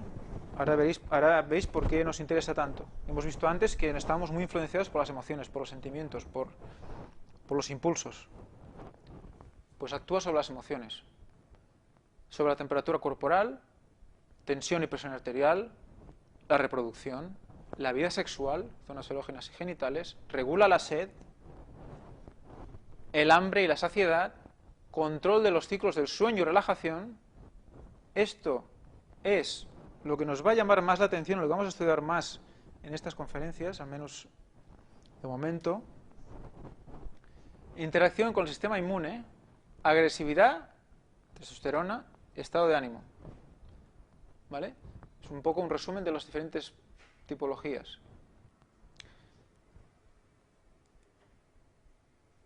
Y ahora vamos a ver un pequeño vídeo, un fragmento de un vídeo, de una conferencia del doctor Luis Báez, un doctor cubano, que os recomiendo que veáis. Os pongo aquí la dirección para que lo podáis ver. Son 1 hora y 20 minutos de vídeo, pero nosotros vamos a hacer solo una parte, un fragmento, para que os hagáis una idea de cómo va, en el que hace una pequeña introducción y que explica con palabras que todo el mundo puede entender pues la función del hipotálamo y cómo puede influir en nuestro comportamiento. Bueno, habéis visto por qué nos centramos en el hipotálamo. Qué importante que es el hipotálamo en esto. Habéis visto en los diagramas cómo, ya os he explicado el doctor, cómo recibe todos los estímulos que hay a nuestro alrededor, llegan al hipotálamo y en función de nuestra situación mental hace que la pituitaria segregue, o la glándula pineal segregue una serie de hormonas hacia nuestro cuerpo. Entonces, esos estímulos, más adelante, si podéis ver este documental, será interesante, vais a ver cómo estos estímulos se pueden educar y cómo estos estímulos, cuando los chavales son pequeños, vais a ver que estos estímulos, los críos saben lo que necesitan de nacimiento, tienen como un programa dentro de su hipotálamo en el que les dice yo necesito esto, que muchas veces nosotros no escuchamos. Y si nosotros ese hipotálamo lo vamos escuchando, vamos a saber lo que nuestro cuerpo necesita. Si maleducamos el hipotálamo, el centro que ha dicho él de castigo y recompensa queda totalmente distorsionado. Entonces, ¿qué es lo que es castigo y qué es lo que recompensa? Si no se hace bien, si la recompensa es más poder, más dinero, más poder, más dinero, estamos engañando a nuestro hipotálamo cuando de nacimiento seguro que no venía así. Entonces, ¿qué pasa? Entramos en un callejón sin salida. también habla del tema alimentario, ¿eh? Cómo, educando los gustos del hipotálamo, podemos llegar a una buena alimentación. Habla de un experimento que se hizo con niños que apenas andaban, que los hacían entrar en una habitación blanca y que solo había comida de todo tipo, incluso galletas y dulces de todo tipo. Los niños entraban, antes de entrar se les hacía un análisis de sangre, y ellos elegían un tipo de comida, normalmente fruta. Cada vez que entraban elegían un color diferente, ¿vale?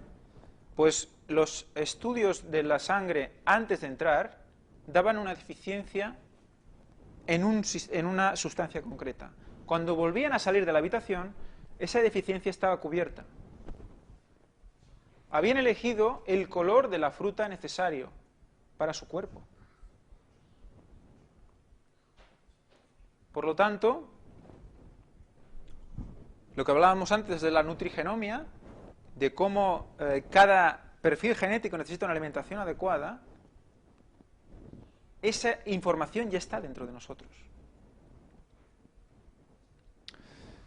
Por lo tanto, y como resumen, el hipotálamo puede y debe educarse para gozar de una buena salud. Hemos de recuperar la función original del hipotálamo y salir de las rutinas sin sentido que aturden nuestro conocimiento en el estrés de la vida diaria. ¿Vale? Bueno, pues sigamos. Nos vamos a concentrar en la parte del hipotálamo que habla de los ritmos circadiarios, de por qué nos dormimos, por qué nos levantamos y la transición de sueño-vigilia. Luego, más adelante, veréis por qué nos interesamos por este sistema, por este sistema fisiológico. Muy importante y que nos va a ser una base importante de nuestra salud mental. ¿Por qué nos dormimos? Primera razón, la Tierra gira, nos proporciona horas de luz y horas de oscuridad. Dicha oscuridad sería el detonante, como luego veremos. 2.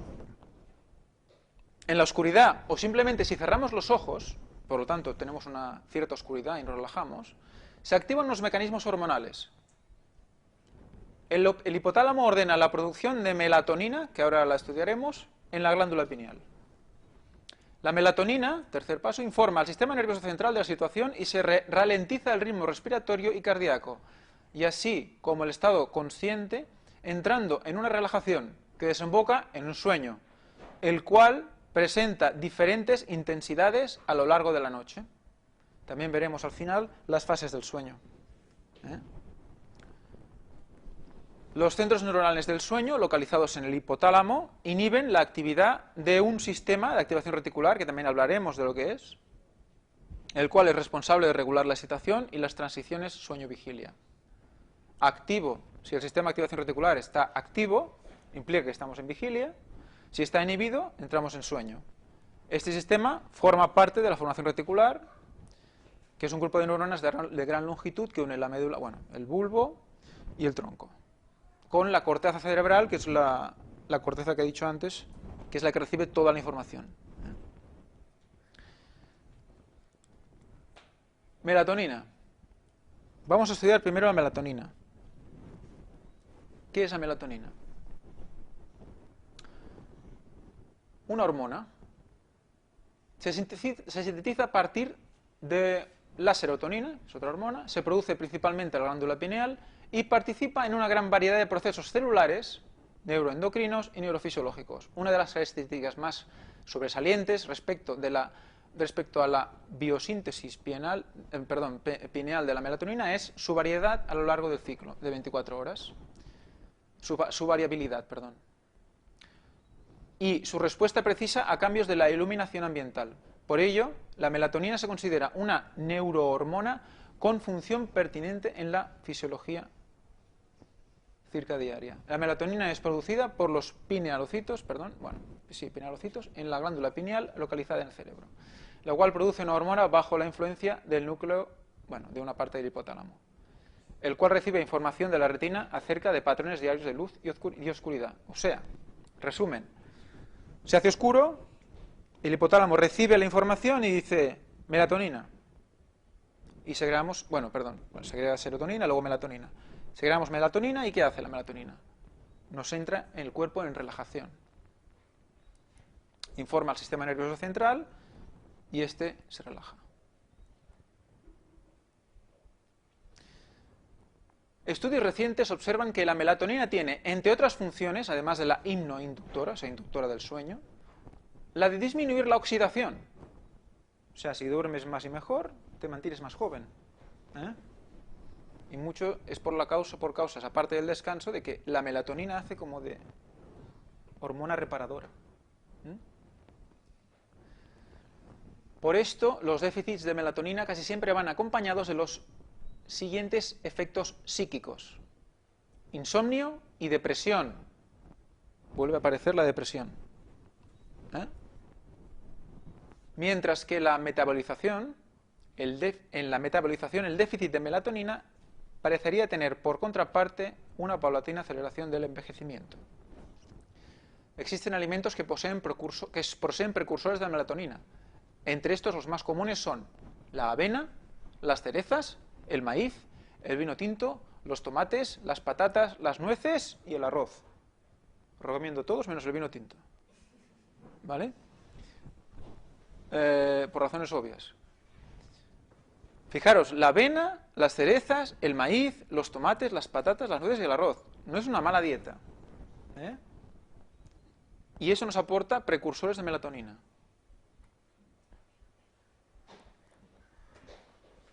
Pues si queréis leerlo, hay más datos que ahora no vienen a cuento. Regulación de la liberación de la melatonina. Se vio que el proceso de la liberación de melatonina es un proceso de fototransducción que se estimula en la oscuridad a través del ojo, enviando señales nerviosas que a través del tracto retinohipotalámico, etcétera, hace escalar por el núcleo, por una parte del hipotálamo, sale por la médula del ganglio cervical superior, etcétera, y de allí a la glándula pineal. Por tanto, la glándula pineal es un transductor neuroendocrino. La glándula pineal puede detectar algo de luz. Dice que en algunos lagartos se considera como un tercer ojo rudimentario. Bueno, eso del tercer ojo, quedaros con eso del tercer ojo. Porque más adelante, en otras conferencias, veremos cómo la glándula pineal tiene mucho que ver con esto del tercer ojo. Y hay culturas que utilizan el tercer ojo para un tema energético y hablaremos con tranquilidad. ¿Cómo influye esto? Porque si veis que la glándula pineal se encarga de generar hormonas, ¿cómo puede influir que algo controle nuestra glándula pineal? ¿Qué hormonas va a segregar? ¿Damos nuestro cerebro, nuestro sistema hormonal, en base a quién? ¿A quién le damos el mando de nuestro sistema hormonal? Hablaremos más adelante. Los lugares de acción de la melatonina son neurales, el hipocampo, la hipófisis, el hipotálamo, la retina, la glándula pineal y otros, o neurales, son neurales o no neurales, gónadas, intestino, vasos sanguíneos, células inmunes y otros. O sea que la melatonina actúa a todos los niveles. De ahí la importancia del sueño, de dormir bien. Segregamos melatonina y nos repara. O sea, el sueño reparador viene gracias a esta señora melatonina. Influye sobre el sistema inmunológico, sida, cáncer, envejecimiento, enfermedades cardiovasculares, cambios de ritmo diarios, sueño, afecciones psiquiátricas. Los cambios de ritmos están asociados al jet lag, trabajadores de turno de noche y síndrome de retraso a la hora del sueño. La melatonina se usa para combatir estos desórdenes del sueño. Se ha comprobado que la melatonina reduce el daño en tejidos debido a isquemia tanto en cerebro como en corazón. Sin embargo, no ha sido probado en humanos. O sea que segregando la melatonina suficiente durante el suficiente tiempo, estamos previniendo problemas cerebrales, problemas de corazón. Existen al menos 3 razones que avalan la posible eficacia de melatonina como adyuvante de la terapia contra el SIDA, por ejemplo. Imaginaros. Modula el sistema inmune, es un potente antioxidante, a pesar de que su primer sitio de acción son los receptores de la melatonina, puede ralentizar la replicación del virus VIH. O sea, por ejemplo, aquí hablan de y caso hipotético de que la glándula pineal, que es la que segrega la melatonina, la seccionaran, la extrajeran. Esto estimularía el crecimiento de tumores. Inyectar melatonina inhibe el crecimiento tumoral. La glándula pineal influye en el cáncer de mama, en la próstata y otros. ¿Vale? O sea que, siguiendo el ritmo circadiano normal de sueño y vigilia, estamos ya directamente solo haciendo eso, previniendo cáncer y otros tipos de enfermedades importantes. Reloj biológico. En humanos la melatonina es producida por la glándula pineal, la cual está localizada en el centro del cerebro, en la superficie dorsal del diencéfalo. La melatonina forma parte del sistema de señales que regulan el ciclo circadiano. Pero el sistema nervioso central, es el sistema nervioso central quien controla el ciclo circadiano en la mayoría de sus componentes, de los sistemas paracrino y endocrino, más que la melatonina en sí.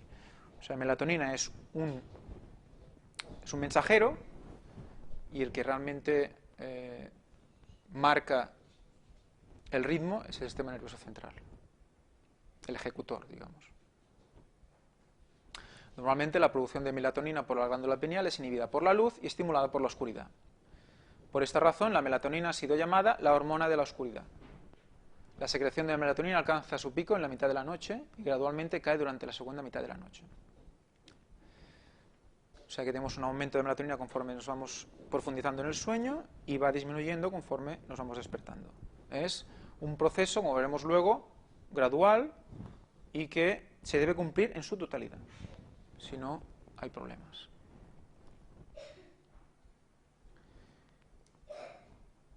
Bibliografía. Volvemos a la diapositiva anterior. Y vamos al siguiente paso, al siguiente punto que tenemos que conocer. Ya sabemos la melatonina, ya sabemos cómo funciona. Y hay otro. Y aquí veremos ahora el sistema de activación reticular, que está dentro de la formación reticular. Y veremos la importancia tan grande de este sistema.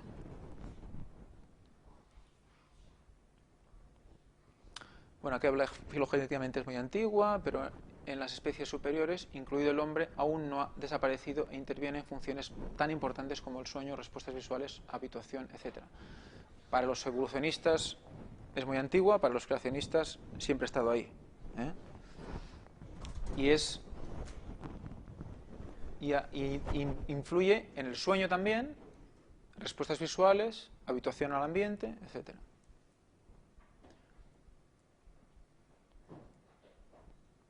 Funciones de la formación reticular, donde está el sistema de activación este. Control del músculo esquelético, control de la sensibilidad somática y visceral, o sea, de las vísceras. Control del sistema nervioso autónomo.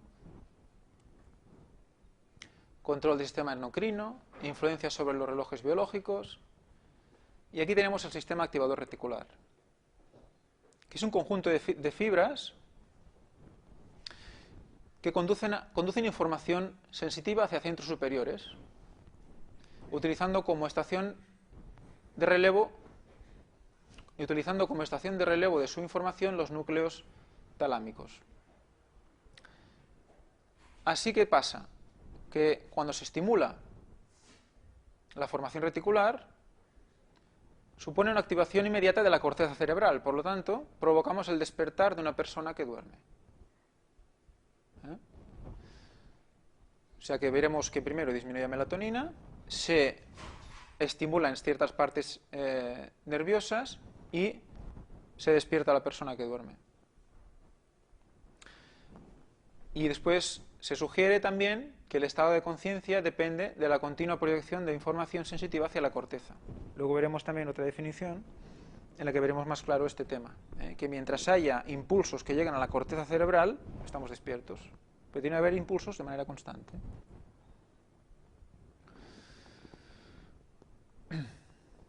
También vemos que abajo inhibe el tono muscular y suprime la consciencia en el momento de que se desactiva este sistema. Aquí vamos a ver, en este libro, esta parte de color violeta sería donde está situado el sistema de activación reticular. ¿Vale?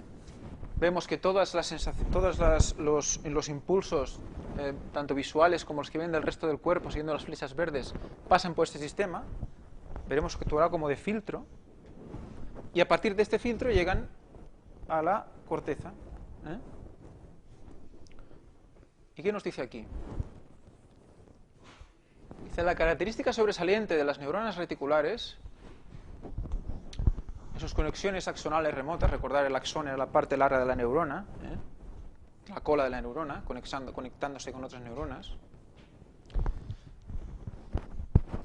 Dice, neuronas reticulares individuales proyectadas hacia el hipotálamo, el tálamo, el cerebro, la médula espinal, por lo que las neuronas reticulares son ideales para regular la excitación del cerebro como un todo.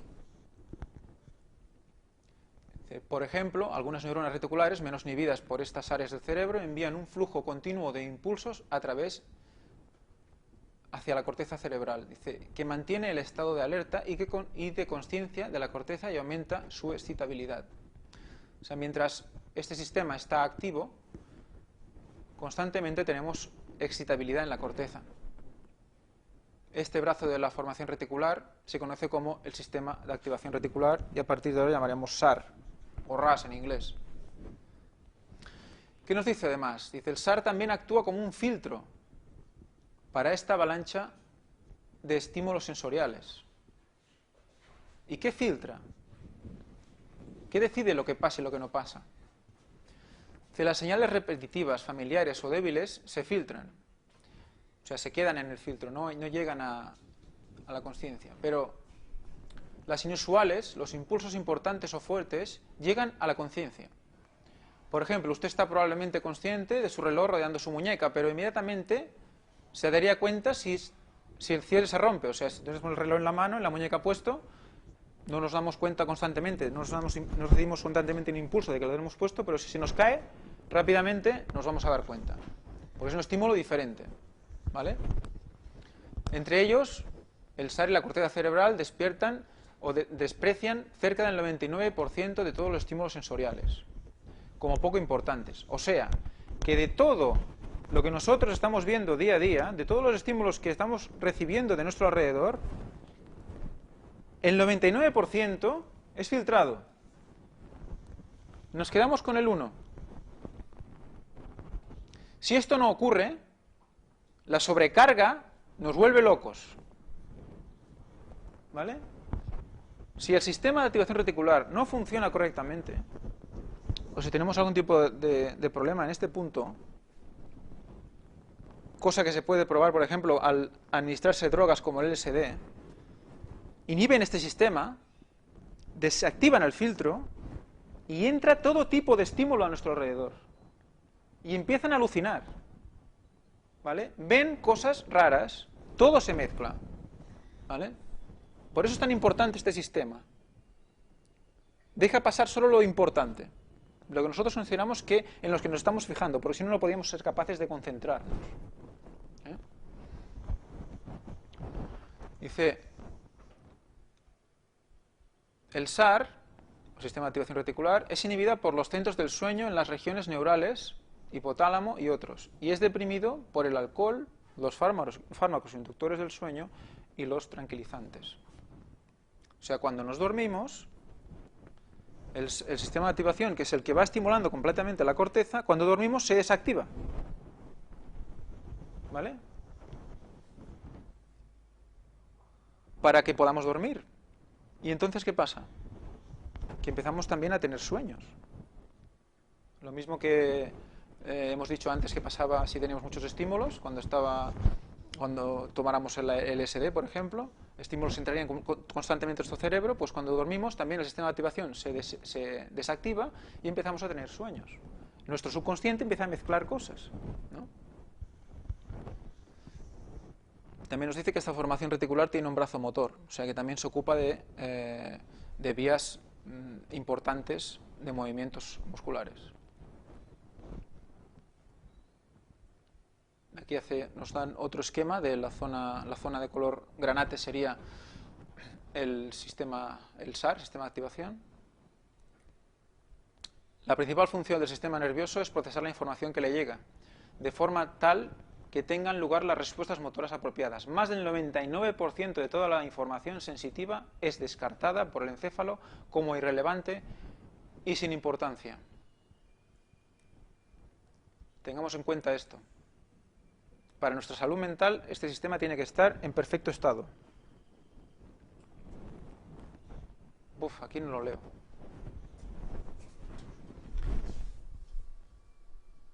Bueno, aquí básicamente nos explica lo mismo. Simplemente nos explica, bueno, nos recuerda también, pues que eso, que es un sistema de filtros.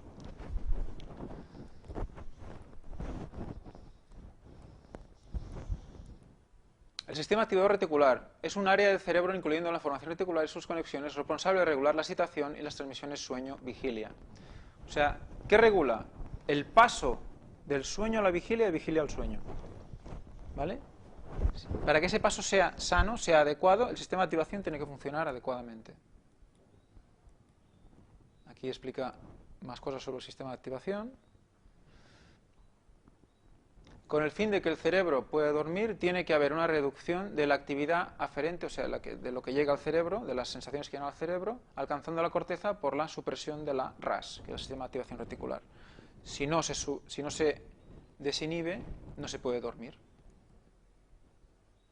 Perdón, si no se inhibe, no se puede dormir. Entonces dice, hay varios factores que pueden influir negativamente en el desarrollo del sistema reticular activador. O sea, ¿qué puede hacer que nuestro sistema de activación reticular no funcione adecuadamente y por lo tanto tengamos esos estímulos o, bueno, tengamos cualquier problema mental o cualquier patología? Dice, el parto prematuro es un factor importante. ¿Qué más? Fumar durante el embarazo. Dice, dada la importancia del sistema de activación reticular para modular cambios corticales, los trastornos de este sistema pueden dar alteraciones o dan alteraciones en los ciclos sueño-vigilia. Dice, en concreto, al final de todo, la interrupción de la RAS se ha implicado en los siguientes trastornos. La esquizofrenia. ¿Recordáis la esquizofrenia? La hemos visto antes en las estadísticas. Estrés postraumático, la enfermedad de Parkinson, el trastorno de la conducta REM. REM, ¿cómo es en inglés? Bueno, la conducta REM es cuando nosotros estamos durmiendo en la fase más profunda del sueño, movemos nuestros ojos de manera constante, eso es la conducta REM. Pues hay trastorno en esta conducta si el sistema de activación no funciona adecuadamente. La narcolepsia, aquella gente que sin ton ni son se duerme de repente. La parálisis supranuclear progresiva. La depresión, el autismo, la depresión vuelve a salir, ¿eh? La depresión, el autismo, la enfermedad de Alzheimer, trastorno por el déficit de atención. O sea, todo esto puede ser un efecto de la disfunción de este sistema.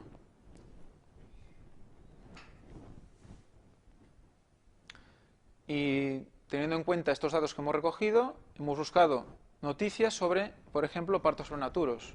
Dice, los nacimientos prematuros, los que ocurren antes de la semana 36 de gestación, están considerados un grave problema humano y sanitario.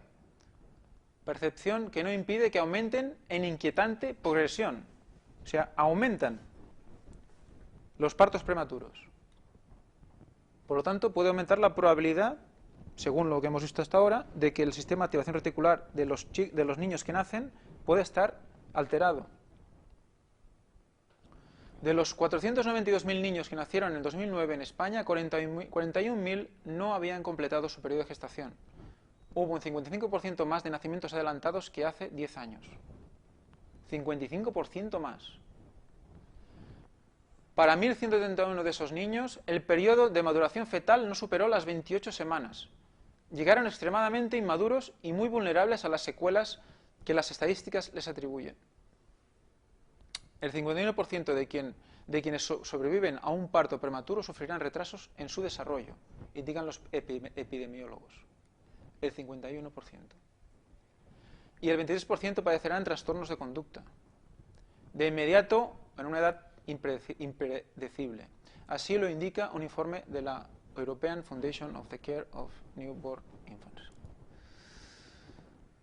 Al principio los médicos nos desaconsejaban inscribirlo en el libro de familia. Imagina. El único objetivo era que viviera un día más y después otro. Dice Inma, técnica audiovisual de 39 años, madre de otro niño. Inma no se ajustaba al estereotipo de la embarazada que se considera está en riesgo de no completar su gestación. Cumplió hasta el 6º mes de embarazo con las 6 visitas ginecológicas previstas, comió y descansó lo suficiente, no fuma, no había recurrido a técnicas de fecundación para ser madre. Esos son los motivos que, según los ginecólogos, explican la cifra creciente de nacimientos prematuros. Esos y otro que tal vez sí cumplía, pues que tenía 39 años. Que la franja de edad idónea para intentar tener un hijo siguen siendo los 25 a los 35 años. O sea que en el momento que decidimos tener un hijo y retardamos tener este hijo, ¿a qué estamos exponiendo sin querer o sin conocer a nuestro hijo? ¿Vale? Hay más probabilidad de que tengamos estas pequeñas alteraciones. Y esto puede influir negativamente en el desarrollo neuronal del pequeño. A partir de los 39 años aumenta de forma exponencial los abortos espontáneos y los partos prematuros. Entre el 5 y el 10% de los nacimientos que ocurren ahora en España suceden antes del término del embarazo.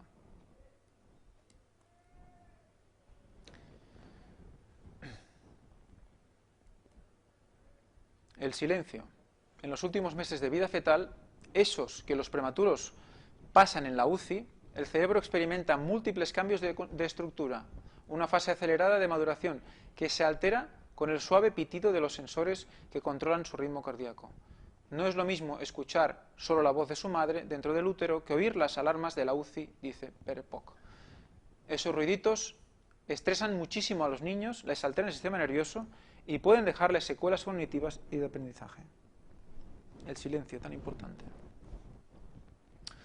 En resumen, oscuridad, melatonina, sistema de activación reticular inhibido, en diferentes grados en función de la intensidad del sueño, que puede ser desde una simple relajación hasta el coma. No hay protección ni filtraje de información, todo se mezcla, realidad y subconsciente, tenemos sueños, alucinaciones. ¿Vale? Ahí es donde estamos dormidos, tenemos la relajación muscular, supresión de conciencia. Caso contrario, luz. Si tenemos luz, no hay melatonina. Y el sistema de activación reticular está activado. El filtro para la información que accede a nuestro cerebro está activado. Y filtra el 99% de lo que nos llega. Nuestro cerebro está protegido. Filtro activo se queda con lo necesario. Y el resto se relega al subconsciente. Esto es la vigilia. Activación muscular, estado consciente. Son los dos opuestos. Pero, ¿qué pasa cuando hay alteraciones?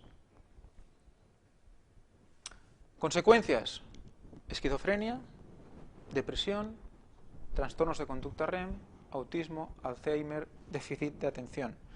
Este listado de enfermedades lo hemos visto antes en todos los artículos. Causas: partos prematuros, fumar durante el embarazo, drogas, alcohol, estimulantes, tranquilizantes. ¿Cuánta gente hoy en día? ¿Cuántos? Un estimulante es el café, por ejemplo. O el té. Tranquilizantes, ¿cuántos? Alcohol, ¿cuántas veces? Drogas, jóvenes sobre todo, adolescentes. Fumar durante el embarazo. Y vemos que hay aumento de partos prematuros. Pues tenemos que tener en cuenta todo esto. Y yo he puesto aquí abajo, ¿y la hipnosis? ¿La hipnosis? ¿Estamos dormidos o estamos despiertos? Es como un entremedio, ¿no? Meditación trascendental. ¿Estamos dormidos o estamos despiertos? ¿Funciona el RAS, el sistema de activación reticular, en esos momentos? Hipnosis, meditación trascendental, por ejemplo. Eso es lo que estudiaremos más adelante en otras conferencias.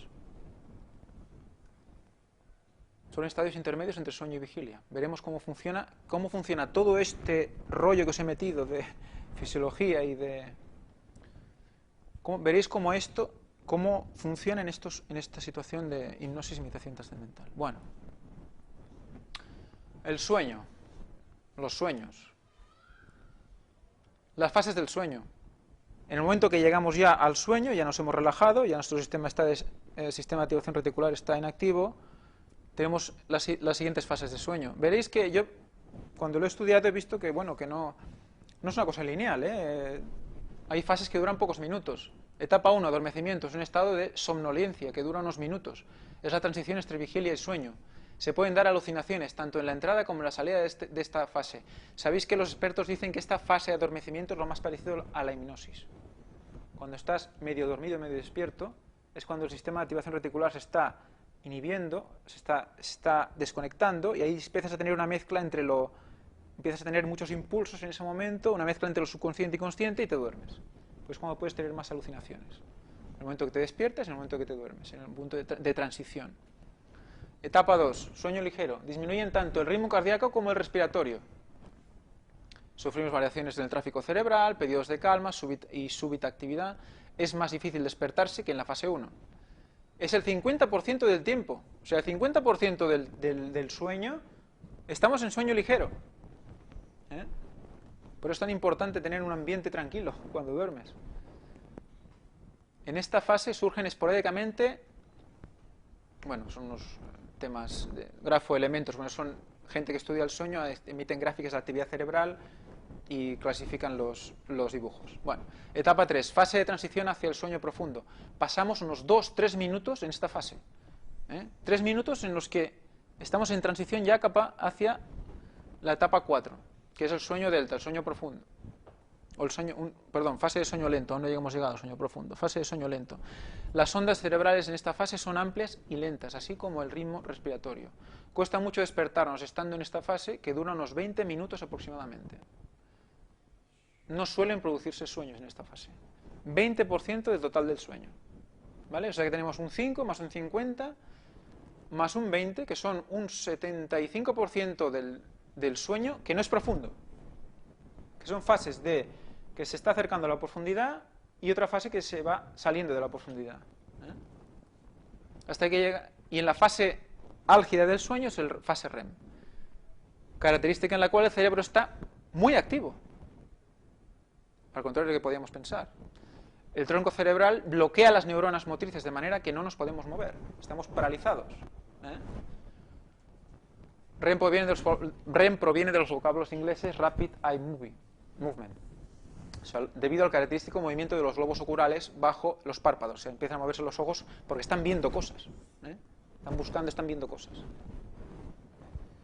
Esta es la fase donde soñamos y captamos gran cantidad de información de nuestro entorno debido a la alta actividad cerebral que tenemos. O sea, ¿os recordáis en algunos dibujos animados típicos, ¿no? Que está durmiendo alguien y llega el ratón ahí y le dice: mañana serás un gato, o mañana tienes que tal. Y cuando se levanta por la mañana, ese mensaje que le ha metido en el cerebro lo aplica, ¿no?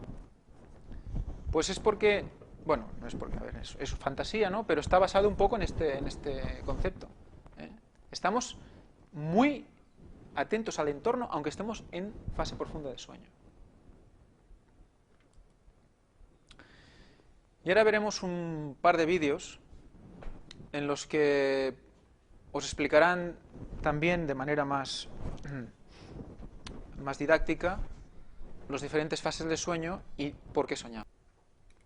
Bueno, pues habéis podido ver un poco un resumen y un poco más de lo que hemos visto sobre el sueño. Habéis visto la melatonina con su efecto de relajador y lo dejaremos aquí.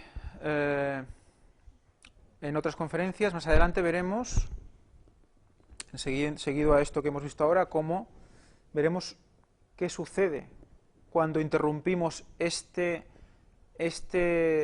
proceso de adormecerse, dormir profundamente y despertarse de manera gradual.